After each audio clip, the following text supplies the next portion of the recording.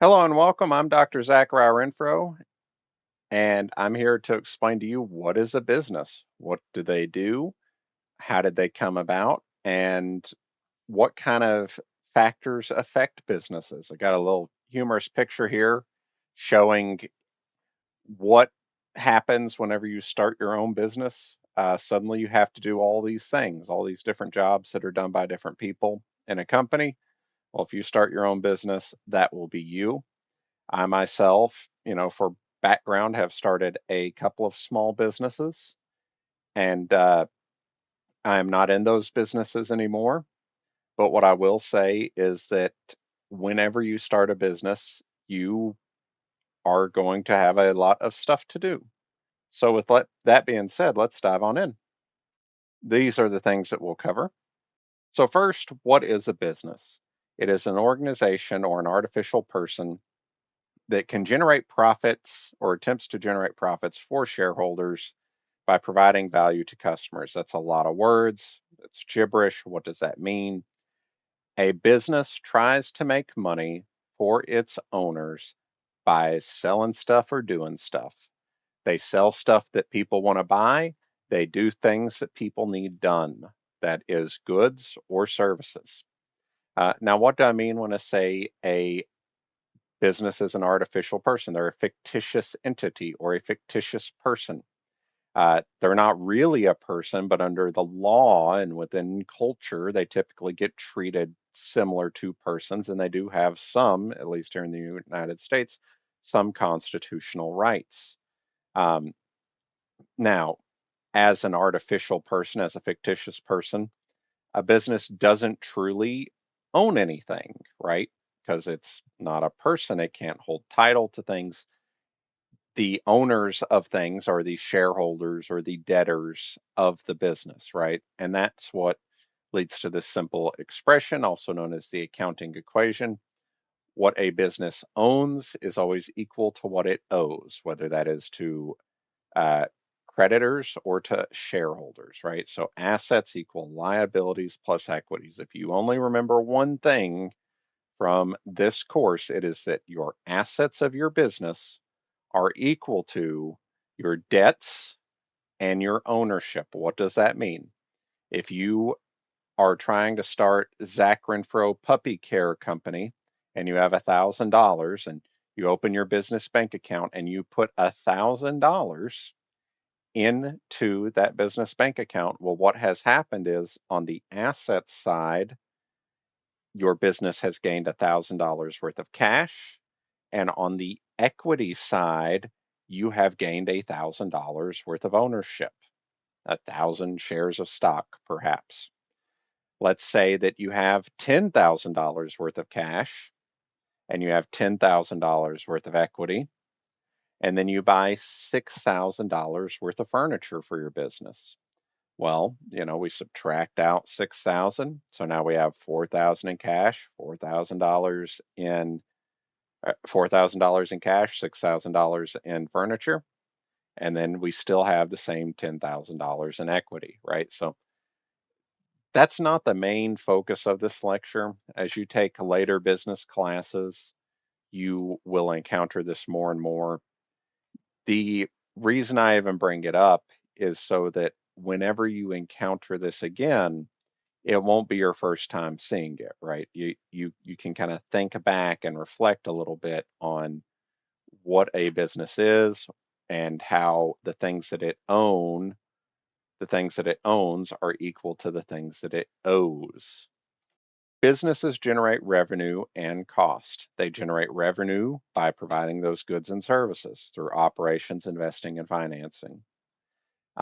Operations might be the company is in the business of selling cars. So every time they sell a car, they get money back from that.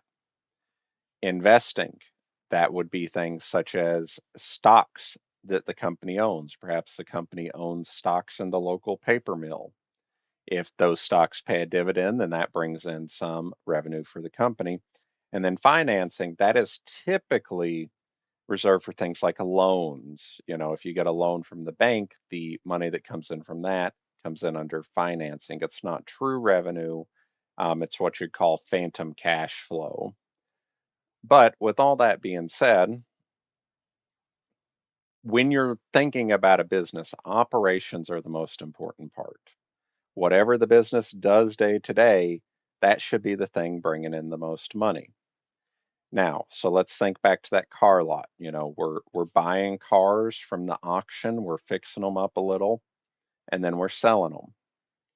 The revenue we get back from those sales, if our costs are more than what we get back from selling it, then we have a loss every time we sell a car. So if we're buying a car for $2,000 and then we're selling it for $1,000, every time we sell a car, we're losing money. If revenues exceed costs, then we have a profit. So if we buy a car for $2,000 and then we sell it for $4,000, well, every time we sell a car, we're making a $2,000 profit. Profit and loss are very important in business, and you need to remember that. Now, we think back to our accounting equation and we think back to what it is that a business needs. We've talked about a car company and we've talked about a puppy care company.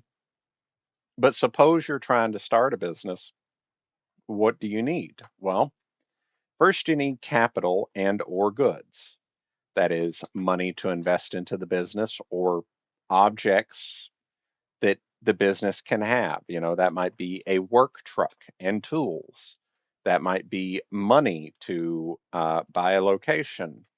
That might be any other resource which you give to the business, a vacuum cleaner. Suppose you start Tim's carpet cleaning business. Well, if you have an industrial carpet cleaner, that is a asset for the business. That's one of your factors of production. The next thing you need is human resources. We think back to our very first slide, that picture with all the Spider-Mans. If you're trying to start a business, you don't want to be in the situation of all those Spider-Mans. You want to be in the situation where you have a team, a group of people you can count on and help. Those are your human resources. Now, here's some fun facts about entrepreneurship in America. Uh, Something like 50% of small businesses fail within the first year. And over the course of 5 years, something like 90% of them go out of business. The numbers do change from year to year. The numbers I have might be a little bit old. But what does this tell us? It tells us that there are a lot of people getting into business who don't necessarily have the preparation. Now, let's think about businesses that typically succeed. There have been studies that have been done on both immigrant owned and Amish owned businesses. Well, if you think about an immigrant owned or an Amish owned business, what do they typically have a lot of that helps them succeed? Well, they typically have a lot of family to help them with the business. If you've ever seen an Amish roofing company come by, the people that work there are usually the brothers, sisters, sons, nephews of the owner, right? They're all working together as part of this corporation to provide roofing services. If you've ever seen a business owned by immigrants, you will often see that you have the whole family working in the business. You don't have to look at too many different kinds of restaurants to see the whole family back in the kitchen or the whole family work in the restaurant. Part of the reason that a lot of businesses fail in the United States is that the people go into the businesses without having the people to help them. There's this kind of mythos in the American mind of the uh, bootstrap capitalist who goes in it all alone. They work in the garage and work in the basement all alone, and then they build this successful business. Now, that has happened, but most often what happens is either people go in partnerships, or they've got family, or they've got enough money that they can hire employees from day one. If you're trying to go out and start a business all by yourself, uh, 9 times out of 10, you're just setting yourself up for failure. So not only do you need to get the capital and the goods, but you got to get the human resources. You got to get the people to help you out with your business. The next thing we need is entrepreneurs. We need the people who go out and try to take the risk and start the business. With entrepreneurship, at some point, you have to put your foot in the water and you have to take the risk. If you're not willing to take the risk, then your business won't ever happen. And what that typically means is putting your money, your time, and your reputation on the line to do what needs to be done to make this business happen. It's not easy, it's a lot of work, but it is one of those things that you have to do if you're going to try and start a business.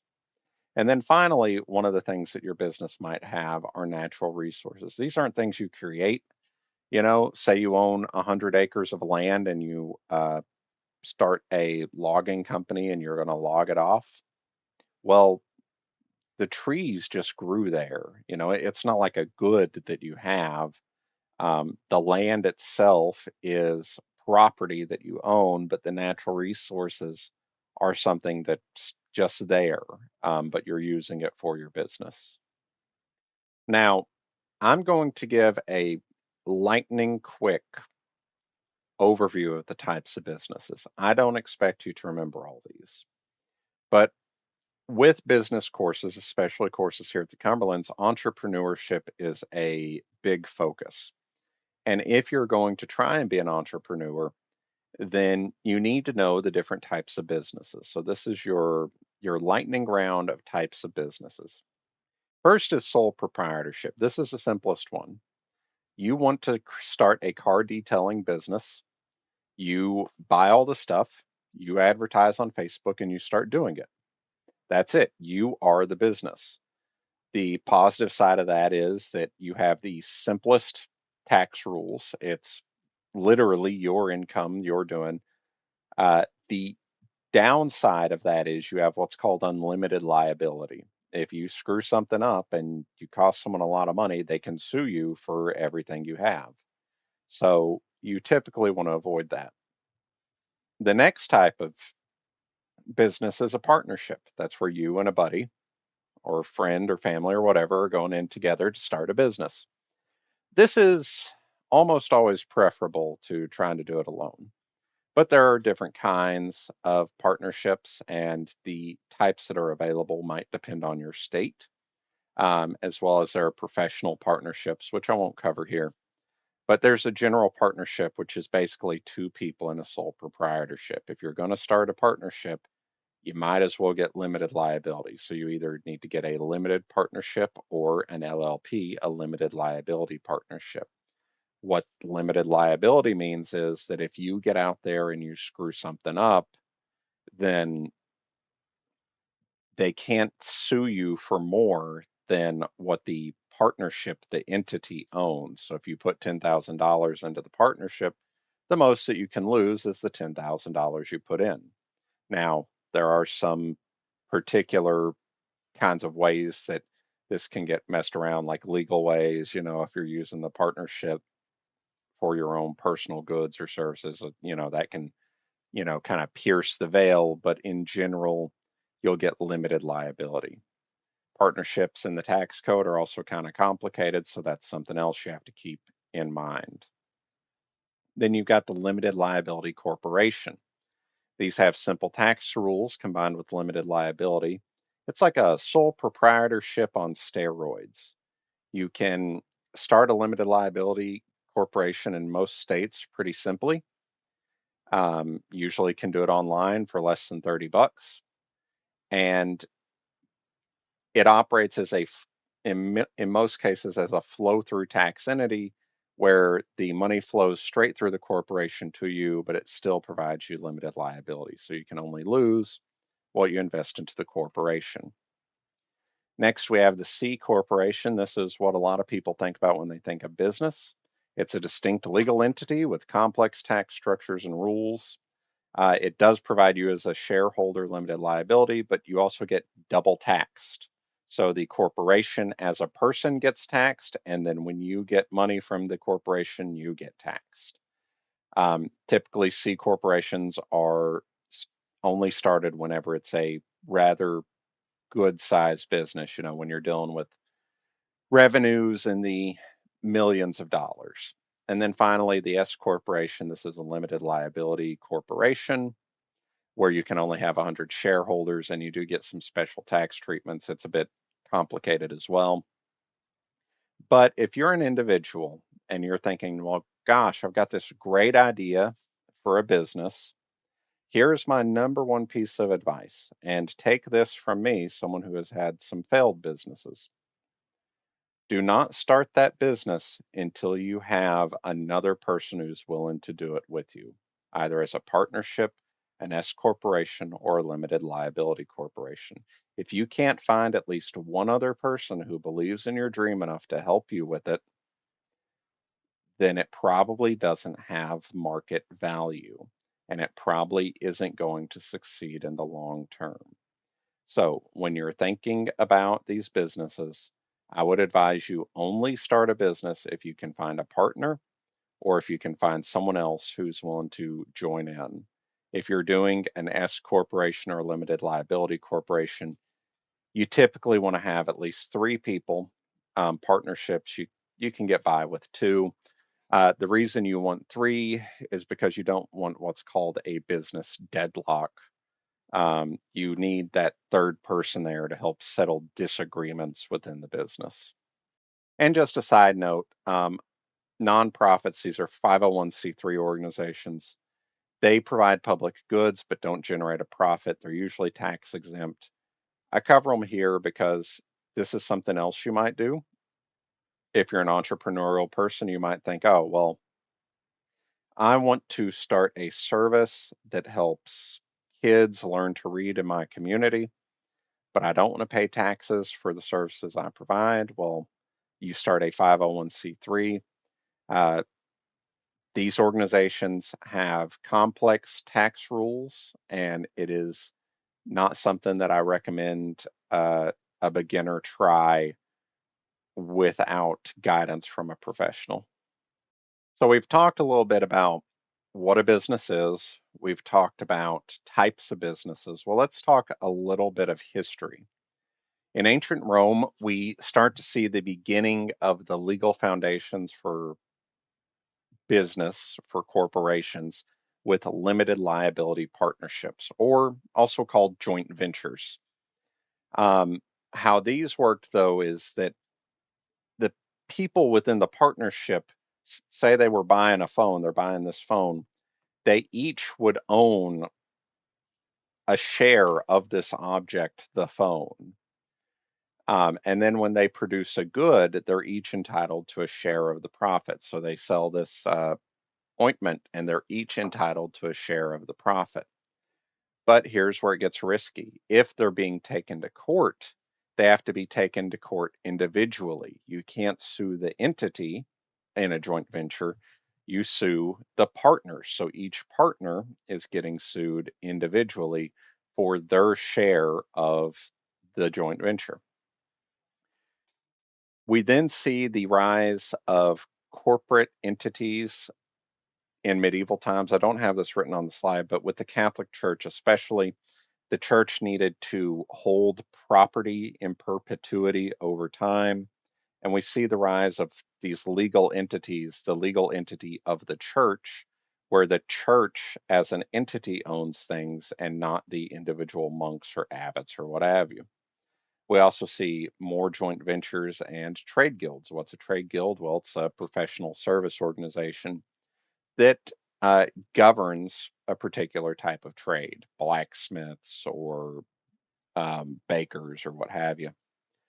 Then in the 1600s, we see the rise of the East India Company, which is formed as a joint stock company and granted a corporate charter, technically a royal corporate charter to support British imperialism, uh, doing things like helping with the colonization of India.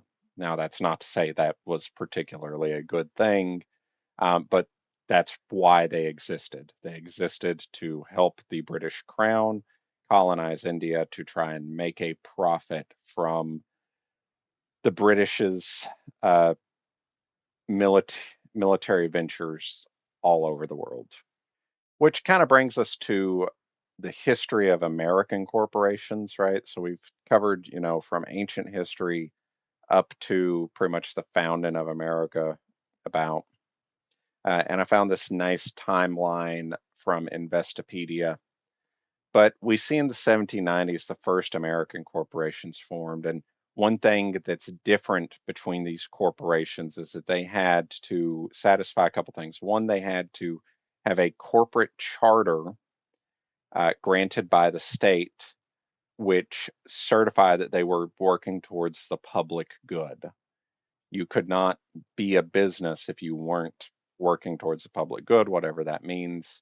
Now, obviously, we know that colonial and industrial corporations weren't always working for the good, but at least in name, they were trying to. It was a general idea that a corporation was meant to benefit society as well as the shareholders. We see the Industrial Revolution starting around the 1820s. We get the rise of antitrust legislation at the turn of the 20th century, the early 1900s. And what that does is we during the Industrial Revolution, we saw the rise of all these manufacturing giants that formed monopolies. You know, you had a railroad monopoly, you had a steel monopoly, you had an oil monopoly. And the government saw that that was harmful and saw that it was too much control for an individual corporation and it hurt consumers because, again, we had this idea that corporations are meant to serve the public good. So antitrust legislation comes around and starts breaking up the monopolies. Then, we have the Gilded Age where you have this large concentration of wealth up at the top, and we see people beginning to struggle. We have the birth of Milton Friedman. We have the 1929 stock market crash. And after the stock market crashes, uh, Hoover's basically Herbert Hoover's basically hands off on the market. Then we get Franklin Delano Roosevelt, who comes in and starts putting together all these government spending policies to try and influence growth. We have World War II starting in 1941, at least the US's involvement. Obviously, if you are in China or if you are in Europe, your involvement in World War II starts much earlier in the 30s due to Japanese and German imperialism. Then, after World War II, the United States were really the only ones that didn't suffer huge, devastating losses. So our corporations are able to grow without big challenges until about the 80s or 90s when Japanese corporations and German corporations really start to challenge things. And then we see South Korean corporations, Chinese corporations. So all this is really coming in to say that for a while things were really good for businesses in America. And then foreign countries started coming in and getting a share of the pie in this global operating environment. Now, one thing you might hear people say, and this is kind of a myth, that the market didn't really become a global economy until, the modern era, the 1900s, but that's not really true. Uh, we see, again, British imperialism, we see the transatlantic slave trade, we see the Silk Road, right, going from China to Europe. So we've seen global mercantilism throughout history, and modern iterations of it are just a different version. In the 90s and 2000s, we see a lot of big scandals, finance scandals, including Enron, one of the more interesting ones. And then from 2010 onward, which is the period we're living in now, we see American tech giants dominating the market and really pushing not just the US economy, but the global economy in some pretty strange ways. We see the rise of AI and how this is all going to play out. Who knows? So let's talk a little bit about this business environment, right? We've covered the history. Now we're going to talk about, like, if you're starting a business, let's say you have $1 million today to start a business. What are you dealing with? Well, first, you've got the economic environment. That's the laws and the economy of your country. Do you live in a country that allows you to sue if you are scammed? Do you live in a country that grants you title to property? Do you live in a country where the economy is generally good and there are low levels of corruption? Those are things that will influence the growth of your business. If you're having to pay out huge chunks of money for bribes or security, well, it's going to make it harder for your business to grow. Next, we have the competitive environment. This is the amount of competition in an industry. Are you a first mover? Are you someone that produces the brand new thing for the first time, or are you a leading edge company? Are you existing in are you innovating an existing technology? For example, Apple, as we see in our book, Apple doesn't create the MP3 player, but they innovate it with the iPod, right? There are sometimes advantages to being a first mover, but there are also a lot of advantages to seeing how things are going in the market and then innovating in areas that customers aren't being satisfied. And with that kind of competitive environment, there's also workforce advantage. Do you have the workers that will help you reach profitability? Studies show that skilled and happy workers tend to lead to profitability over the long term for corporations. If you're a corporation that's burning through employees and making your employees feel like cattle or making them feel like they are not of value, then you are typically going to suffer over the long term. Next, we have the technological environment. That is the technology surrounding a firm. With the rise of AI, we see many types of work being eliminated or streamlined. And with that, you have to know if you're starting a business, what is the environment that's being used? If you're starting a media company in 2026, you have to deal with, for example, the rise of AI generated content. How do you as a business cope with that? If you are starting some sort of customer service based business, how do you cope with the fact that many customer service roles are being eliminated or streamlined with AI? And that leads us to the social environment. That's the culture, beliefs, demographics of a place. Uh, and I use the example of Indonesia versus the US. If you have a coffee shop in the US, pretty much year round, you can count on pretty consistent sales. People going to work, people coming home from work. You can count on people wanting to get their coffee. But if you're operating in Indonesia, majority Muslim country, then during the month of Ramadan, you will probably see a sales slump uh, for your coffee shop because they're fasting from daylight to dark. So, what does that mean if you're a coffee shop in Indonesia? Well, then you need to be open the before the break of dawn, and perhaps you're closed throughout the day, and then you open up in the evening uh, during the night. During my travels in Indonesia, I saw quite a few businesses, particularly food-based businesses, that did something similar to that. Then we have the global environment. This is competition from other countries. Suppose you want to start a broom manufacturing company. Well, you have to deal with the fact that there is very cheap competition from countries such as China and India, who are able to offer goods and services at a rate far below American and European counterparts. How do you counter that? There's a lot of different thoughts, a lot of debate about that. I can't settle that debate for you right now. But what I will say is that for certain types of businesses, that is a more cognizant thing you have to be aware of. You have to recognize that you are in certain areas, such as commodity goods, that you are competing with countries that can do it at a third of the price. And then just some final thoughts. Modern business is complex and it's difficult. And if you are doing a business in the United States, then you need to find the thing that motivates you when you are facing those challenges, because you'll have a lot of dark days and a lot of hard times, and you've got to find the thing that's going to help you push through it. And I can't tell you what that is. That's something you have to know. Um, Many people, especially entrepreneurs, when they start a business, I mean, obviously money is important, but a lot of times they're also trying to solve a need in society.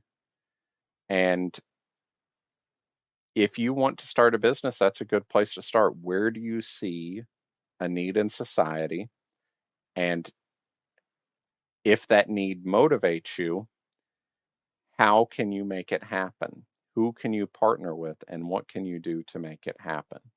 Because if you can figure out those ideas, then you'll be able to weather the hardships. You'll be able to weather the slow months where you're losing money, and you'll be able to have a business that can outlast the competition. One other thing I have to note, because it is worth noting, is that within the realm of small businesses, entrepreneurial adventures, there are a couple of distinctions. Suppose you're a tradesman and you start a plumbing company. It is perfectly acceptable for your plumbing company to basically just be a job. You don't have to go multinational. You don't have to be competing on the thing. If you are happy enough earning a good income from providing plumbing services, that's fine. And for many side hustles and small businesses, that's all it is. It's a second job that you conveniently own. And the reason for that is that many times the capital, right, the money or the goods required to scale it up to that next level might just be out of your realm of possibility. And if that's the case, then that's the case. Hey, that's fine. That's life. Um, just try and enjoy it while you can. But if you're doing a business and you're trying to grow and expand, well, then you do have to have some resources behind you. Um, and you've got to be willing to adapt and work through those challenges. So that's kind of my 2 cents there. I hope this has been helpful to you, and I look forward to seeing you in class. Thank you very much.